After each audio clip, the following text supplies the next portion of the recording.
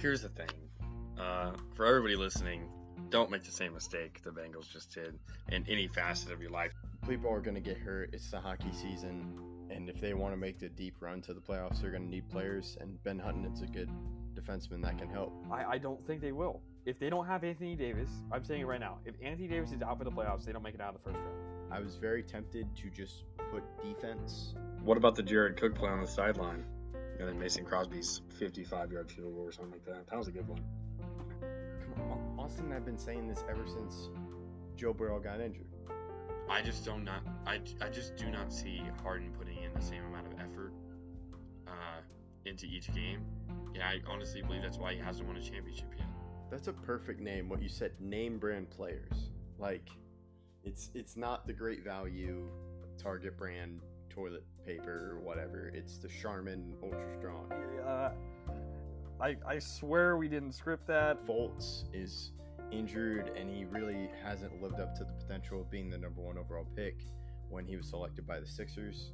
Like you said, Ovechkin, he's getting older. He hasn't been playing as well as I imagined. He's one of the greatest goal scorers of all time, but he hasn't started off this season as hot as I would hope.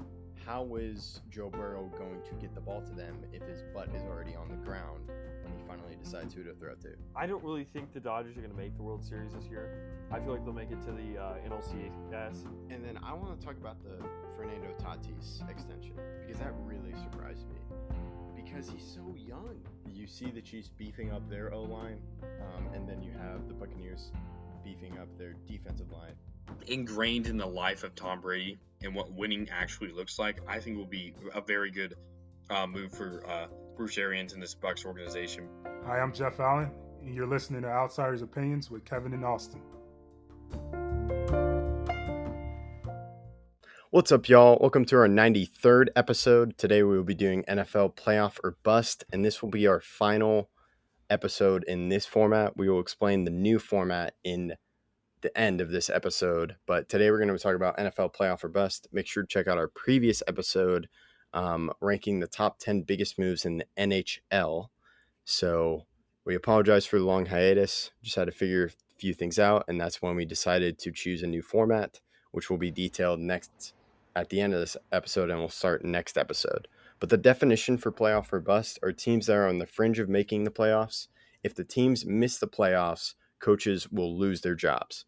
These only apply, this playoff or bust only applies if a major injury happens. So if a star player gets hurt, that gives the coach an opportunity to keep his job, which eliminates the person from our list. But let's start with number 1, the Cardinals, Austin, which I think that's the most unorthodox way a head coach has been hired after being fired down on the college level. What do you think? Yeah, and his system is new to many NFL fields. He is more of a college game to his offense, and he had major injuries last year. Chandler Jones was out for the majority of the year, and apparently he wants to get traded. Obviously, they picked up J.J. Watt and made some other great moves. So it's going to be an interesting season. But, yeah, they're definitely a playoff or bust considering how close they were to the playoffs last year. And this is also the third year of the Cliff Kingsbury experiment. Yes, and he has worked with, in his college career, not all while at Texas Tech. The main one is while he was at Texas Tech was with Mahomes, but he has worked with Keenum and Johnny Manziel. And the only successful QB in the NFL was Mahomes. Keenum had some brief success, but they're hoping that Kyler Murray takes that step. And speaking about the defense, he had the 28th ranked defense in 2019 and the 12th ranked defense in 2020. But they do have some defensive stars like Isaiah Simmons, Zaven Collins, the rookie, Chandler Jones, as you mentioned, J.J. Watt. They also got Budda Baker and Jordan Hicks. So those are some key players, but the defense has not lived up to its potential. And I think you need to see a huge increase from their defense given those stars and how the offense should be stacked with A.J. Green and, in my opinion, the best wide receiver in the game in Hopkins. And you also have Christian Kirk and Andy Isbell. They also added James Conner, and hopefully Kyler Murray takes a step.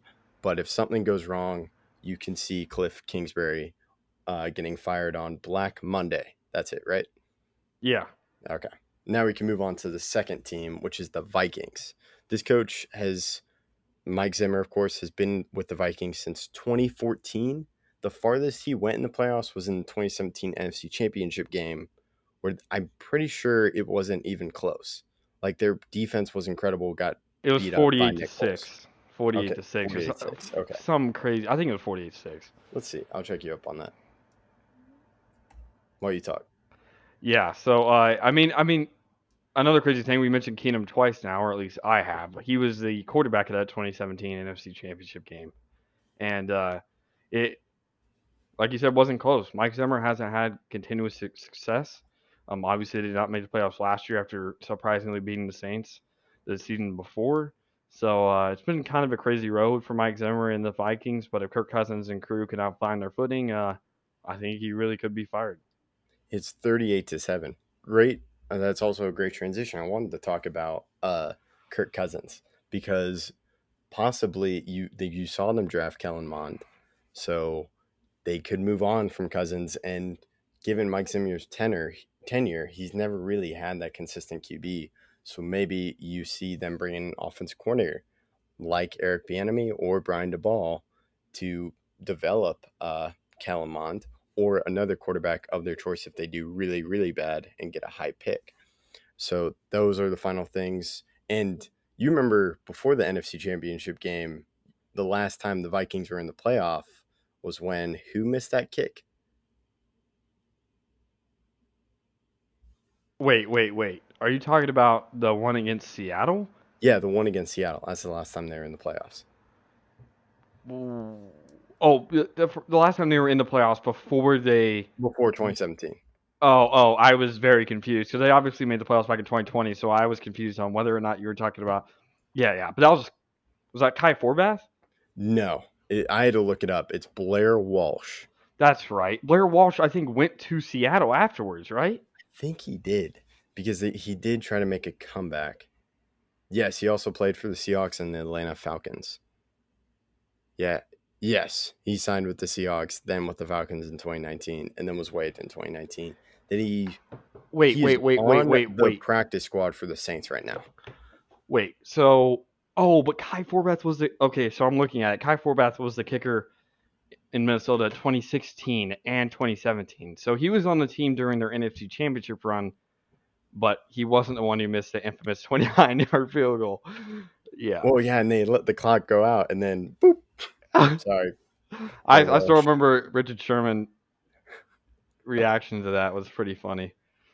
Now let's go to our next team. We go to the Raiders. 2018, they fired Jack Del Rio, who's now the defense coordinator for the Washington football team. And this is when they drew John Gruden out of the booth from Monday Night Football, and Monday Night Football has still not recovered from that transition. And he, of course, was with the Buccaneers and was traded away by the Raiders and won the Super Bowl with the Tampa Bay Bucks. But he is also the person that was a driving force in trading Khalil Mack and Amari Cooper. And he had ESPN, he has like the QB room, right, with draft when he was with them. He did, and yeah. So he was seen as an offensive guru with QBs. So the hope was Derek Carr would regain, I think it's his 2016.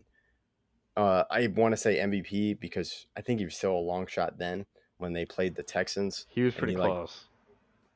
It was before they obviously played the Texans. It was before the playoffs, obviously. Who was it? It was the guy who played for Michigan State that started that playoff game. What was his name? I'm going to guess Matt Schaub. No. It wasn't Matt Schaub. No, I'm not. Obviously, for the Texans, it was Brock Osweiler. I remember that. But I can't remember who it was for the Raiders. It was the guy. Was it Kelly? No, it wasn't Kelly. It was Bryce somebody. Bryce. I'm looking it up.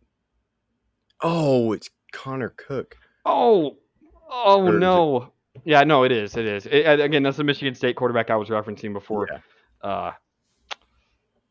Could not remember. I remember Brock Osweiler, though. That the Raiders lost that game. But back onto the point. John Gruden and his team definitely need to show improvement. They kind of been in the middle of the pack after having a great start to the season the past 2 seasons.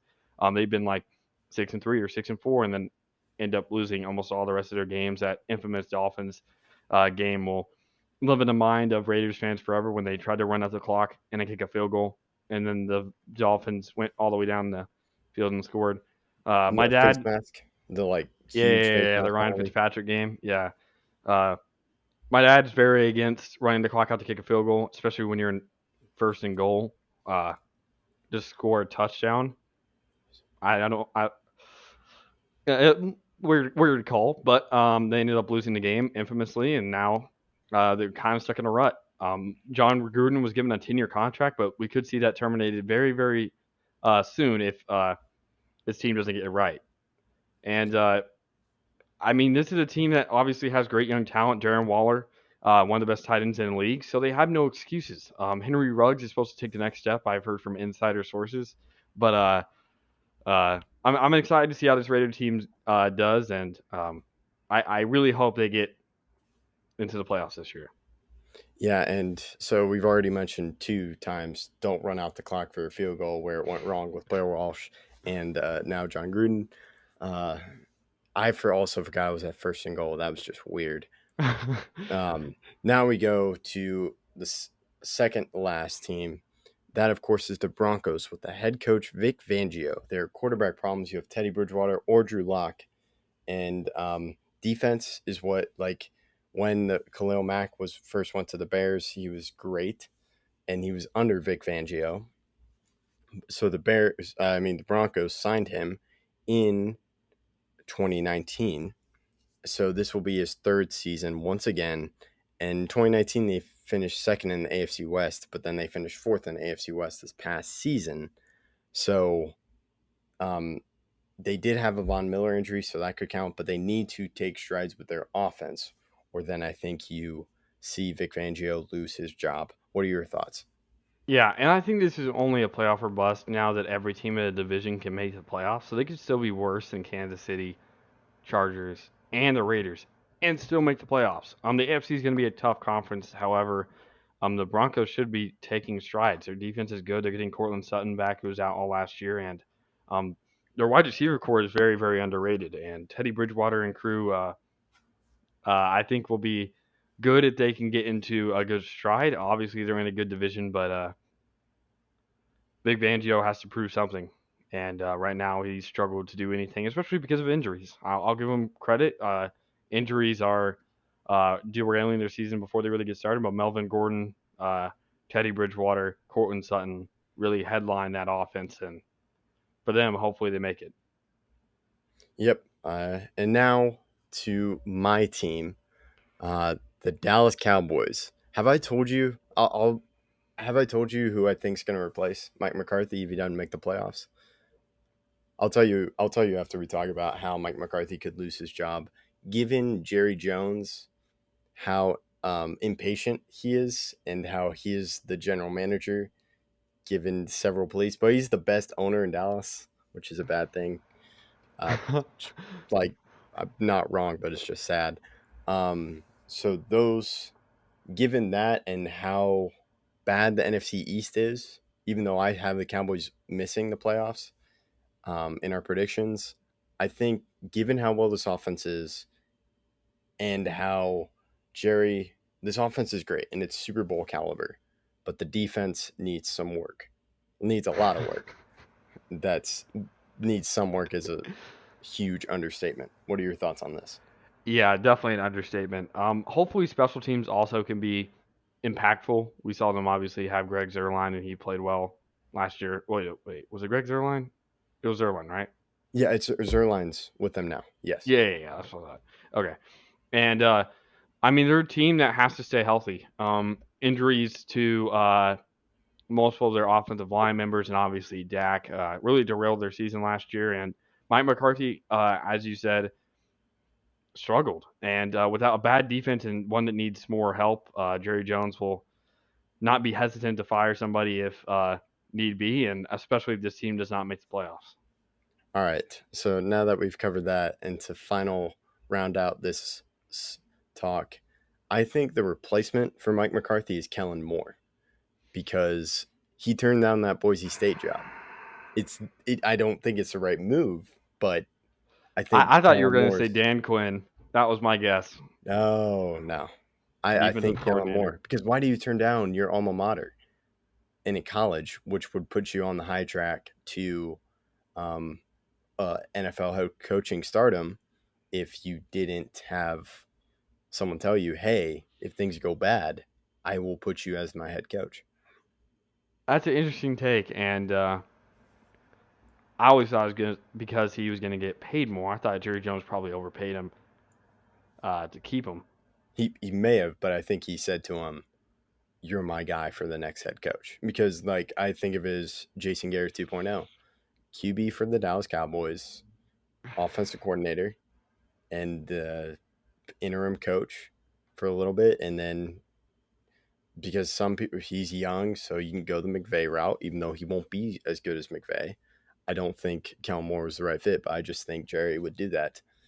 Yeah, I don't think Dan Quinn. I didn't think Dan Quinn. I just thought Kellen Moore, and I kind of see him as Jerry going, I can pick this rising star. But those are my final thoughts. Any more final thoughts? No, it's gonna be a very interesting season, and there's probably more teams than we mentioned that a coach will get fired if they don't show improvement. But now that 7 teams made the playoffs in each conference, it'll be interesting. Yes, that's very true. Now to talk about our next episode, which will be a new format. We are switching to NFL opinions. So we will still have predictions in our videos, but we will be dropping 4 episodes per week, and they will each cover a major sport. NFL, MLB, NHL, and NBA. NBA. Forgot. And then the big thing just happened with Goran Dragic. I'm waiting. Did you see who got traded, or is it a buyout and then sign? I didn't see. I Okay. just sent that to you right when I saw it. I didn't really take Okay. much time to look at it, but yeah. So next episode will probably be an NBA or NHL opinions of the week. So we'll just talk about our opinions on several events. Could be super long, but then you can listen to that for your week and catch up on our thoughts for that week. So we will be starting that next episode. Thank you for listening, and make sure to be on the lookout for our next episode with our Twitter page, and that will tweet out new whenever we drop new episodes. So thank you for listening to Outsiders Opinions.